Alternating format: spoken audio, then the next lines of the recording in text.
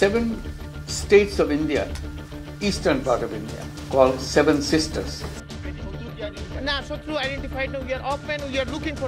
বাংলাদেশের নতুন অন্তর্বর্তী সরকারের প্রধান উপদেষ্টা মোহাম্মদ ইউনূস দায়িত্ব গ্রহণের ঠিক দুদিন আগে ভারতীয় চ্যানেল এনডিটিভিকে একটি সাক্ষাৎকার দেন।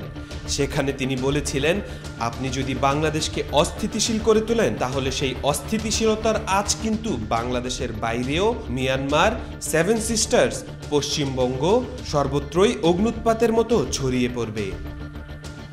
বাংলাদেশের অন্তর্বর্তী সরকারের প্রধান উপদেষ্টা ডক্টর মোহাম্মদ ইউনূস সম্প্রতি চীন সফর করেছেন।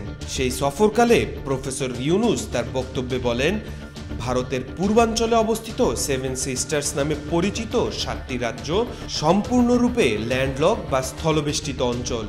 সমুদ্রের কাছে পৌঁছানোর কোনো উপায় নেই তাদের। এই অঞ্চলের জন্য আমরাই সমুদ্রের একমাত্র অভিভাবক। তিনি আরও বলেন, বাণিজ্যের জন্য এটি একটি বিশাল সম্ভাবনার দ্বার উন্মোচন করে।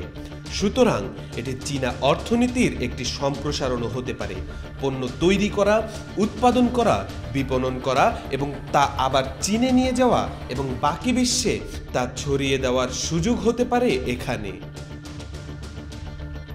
ডক্টর ইউনূসের এমন মন্তব্য নিয়ে ভারতের নীতি নির্ধারক থেকে শুরু করে রাজনৈতিক মহল এবং সংবাদ মাধ্যমে তোলপাড় শুরু হয়েছে। তারা বাংলাদেশের প্রধান উপদেষ্টার এমন বক্তব্যে রীতিমতো হতভম্ব। ভারতের শীর্ষ পর্যায়ের কেউ কেউ এটিকে হুমকি হিসেবেও দেখছেন।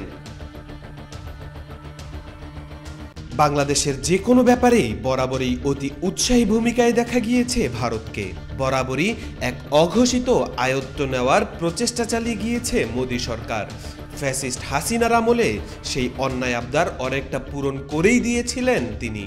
দীর্ঘদিন হাসিনাকে পোষ মানিয়ে ভারত ধরেই নিয়েছিল বাংলাদেশ কখনো তাদের অবাধ্য হবে না। কিন্তু ডক্টর মোহাম্মদ ইউনূসের এমন স্ট্রেট ফরওয়ার্ড বক্তব্য হজম করতে কষ্টই হচ্ছে ভারতের। তাওফিকুল ইসলাম, আজকাল।